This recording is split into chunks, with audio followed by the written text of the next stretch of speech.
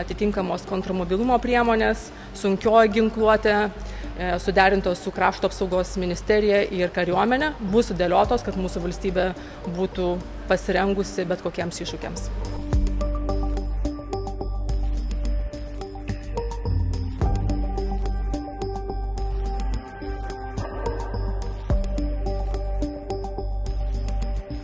Dochodzi do bandyckich ataków na naszych żołnierzy i funkcjonariuszy. To jest zorganizowana akcja prowadzona przez służby białoruskie z wykorzystaniem właśnie osób, które w ten bandycki sposób atakują